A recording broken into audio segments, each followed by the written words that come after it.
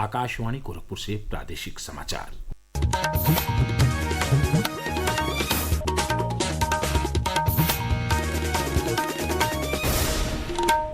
नमस्कार।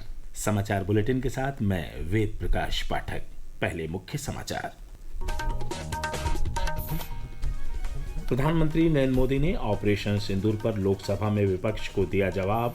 कहा, पाकिस्तान ने ही भारत से ऑपरेशन सिंदूर रोकने का किया था आग्रह।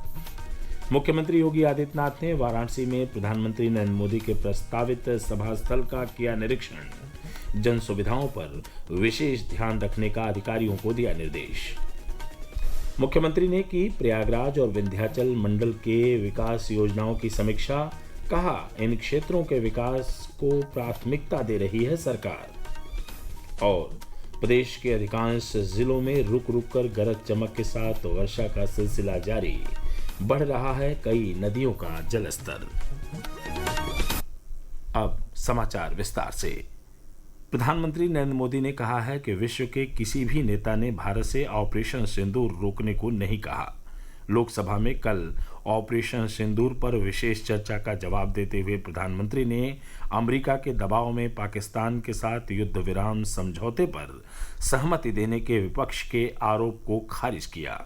उन्होंने कहा कि पाकिस्तान ने ही भारत से ऑपरेशन सिंदूर रोकने का आग्रह किया था और कहा था कि वे अब और नहीं सह सकते।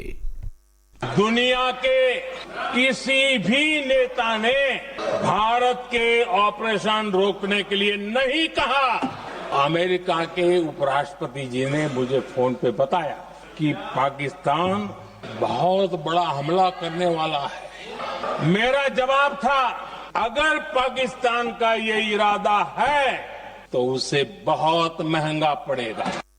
प्रधानमंत्री ने कहा कि ऑपरेशन सिंदूर के दौरान भारत ने पाकिस्तान में आतंकी शिविरों को नष्ट कर दिया। उन्होंने कहा कि पहलगाम आतंकी हमले के बाद भारत ने पाकिस्तान को करारा जवाब दिया और भारतीय सशस्त्र बलों ने मात्र 22 मिनट में आतंकी हमले का बदला ले लिया। इससे पहले गृहमंत्री अमित शाह ने ऑपरेशन महादेव के दौरान एक संयुक्त अभियान में पहलगाम आतंकी हमले में शामिल 3 आतंकवादियों के मारे जाने की जानकारी लोकसभा में साझा की। रक्षा मंत्री राजनाथ सिंह ने राज्यसभा में ऑपरेशन सिंदूर पर विशेष चर्चा में हिस्सा लिया। इस बीच विपक्ष के नेता राहुल गांधी ने ऑपरेशन सिंदूर पर विशेष चर्चा के दौरान केंद्र सरकार पर लड़ने की इच्छा शक्ति की कमी का आरोप लगाया। पहलगाम आतंकी हमले में शामिल आतंकियों के ऑपरेशन महादेव में सोमवार की सुबह मारे जाने पर कानपुर के पीड़ित परिवार ने कल प्रसन्नता जताई। 22 अप्रैल को पहलगाम में हुए आतंकी हमले में कानपुर निवासी युवक शुभम द्विवेदी की आतंकियों ने गोली मारकर हत्या कर दी थी। ऑपरेशन महादेव में आतंकियों के मारे जाने पर शुभम की पत्नी ऐशान्या द्विवेदी ने कहा कि उन्हें ये सुनकर बहुत खुशी हो रही है कि जो आतंकी पहलगाम हमले में शामिल थे वे मारे गए हैं। उन्होंने इसे गर्व का क्षण बताया। मैं बहुत खुश फील कर रही हूँ इस चीज को सुन के कि ये लोग जो हाथ एक्चुअली पहलगाम अटैक में थे वो मारे गए हैं, वो खत्म हो गए हैं। और ये एक तरीके से एक बहुत प्राउड मूवमेंट है। जहाँ पे भी शुभम है वो कहीं पीस पे होगा कि मेरे को जिन लोगों ने मेरे साथ गलत किया, जिन लोगों ने उन 26 लोग के साथ गलत किया, वो नहीं है। शुभम के पिता संजय द्विवेदी ने ऑपरेशन महादेव के लिए सेना के प्रति आभार जताया। जिस तरह हमारी सेना ने साहस और शौर्य का पराक्रम का परिचय दिया है उन आतंकवादियों को मार करके, निश्चित तौर पे हम उनको बधाई देते हैं, हम उनका आभार व्यक्त करते हैं। मुख्यमंत्री योगी आदित्यनाथ ने अपने दौरे के दूसरे दिन भी कल वाराणसी में प्रधानमंत्री नरेंद्र मोदी के 2 अगस्त के प्रस्तावित कार्यक्रम की तैयारियों को देखा। उन्होंने सेवापुरी ब्लॉक के बनौली गांव में प्रस्तावित जनसभा स्थल का निरीक्षण किया। प्रस्तुत है एक रिपोर्ट। मुख्यमंत्री योगी आदित्यनाथ ने निरीक्षण के दौरान अधिकारियों से कहा कि कार्यक्रम स्थल पर आने वाले लोगों को किसी भी प्रकार की कोई परेशानी कतई नहीं होनी चाहिए। श्री योगी ने कार्यक्रम स्थल एवं आसपास सुरक्षा के मुकम्मल व्यवस्था सुनिश्चित कराए जाने के साथ ही यातायात व्यवस्था सुगम बनाए रखने पर विशेष जोर दिया। मुख्यमंत्री ने कार्यक्रम में आने वाले वाहनों के लिए उचित स्थान पर समुचित पार्किंग व्यवस्था बनाए जाने के लिए भी पुलिस के अधिकारियों को निर्देशित किया। प्रधानमंत्री अपने संसदीय क्षेत्र के 91वें दौरे पर वाराणसी को 2248 करोड़ की लागत वाली 54 विकास परियोजनाओं की सौगात देंगे। मनीष सिंह, आकाशवाणी समाचार, वाराणसी। प्रादेशिक समाचार आप आकाशवाणी गोरखपुर से सुन रहे हैं। यह समाचार बुलेटिन हमारे YouTube channel AIR news Gorakhpur और X हैंडल AIR News_GKP पर भी उपलब्ध है। मुख्यमंत्री योगी आदित्यनाथ की अध्यक्षता में कल प्रयागराज में विंध्याचल और प्रयागराज मंडल के विकास योजनाओं की समीक्षा बैठक हुई।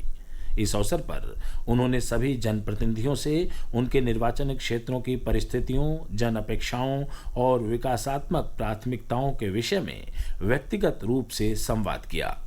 मुख्यमंत्री ने कहा कि प्रयागराज और विंध्याचल क्षेत्र के विकास को सरकार प्राथमिकता दे रही है। यह दोनों ही मंडल उत्तर प्रदेश की ऐतिहासिक, सांस्कृतिक और आध्यात्मिक पहचान के केंद्र रहे हैं। इस अवसर पर पूर्व मंत्री और स्थानीय विधायक सिद्धार्थनाथ सिंह ने बताया कि प्रयागराज जिले के लिए 1700 प्रस्ताव लिए गए हैं। इसके अंदर विशेष रूप से पीडब्ल्यूडी की बैठक थी, जिसके अंदर पीडब्ल्यूडी के जो कार्य योजना जो बनी है, जो 1 किलोमीटर के ऊपर की रोडें हैं, उसके प्रस्ताव लिए गए थे और उसके साथ कितने जो MDR ODR के हैं, लिंक रोड्स हैं, कुछ धर्म मार्ग हैं, कुछ स्टेट मार्ग हैं, इन सब के बारे में विशेष रूप से पूरा चर्चा हुई और प्रयागराज के अंदर 1700 प्रपोजल्स लिए गए हैं। नाग पंचमी के उपलक्ष्य में गोरखपुर के गोरखनाथ मंदिर में आयोजित 2 दिवसीय प्रदेश स्तरीय प्राइज मनी पुरुष कुश्ती प्रतियोगिता कल संपन्न हो गई। त्रिस्तरीय प्रतियोगिता में गौतम बुद्ध नगर के पहलवान ज्योति भाटी ने उत्तर प्रदेश केसरी का खिताब जीत लिया। गोरखपुर के सौरभ उत्तर प्रदेश कुमार खिताब के विजेता बने। वहीं वीर अभिमन्यु खिताब को गोंडा के मोनू पहलवान ने जीत लिया।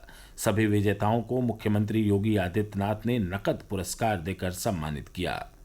इस कार्यक्रम को संबोधित करते हुए मुख्यमंत्री ने कहा कि खेलों से संबंधित अवस्थापना सुविधाओं के विकास और खिलाड़ियों के प्रोत्साहन के लिए प्रदेश सरकार प्रतिबद्ध है।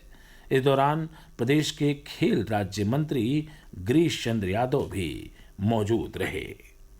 केंद्रीय शिक्षा मंत्री धर्मेंद्र प्रधान ने कहा है कि राष्ट्रीय शिक्षा नीति NEP 2020 सभी के लिए विश्व स्तरीय शिक्षा को बढ़ावा देने के लिए तैयार की गई एक दार्शनिक रूपरेखा है।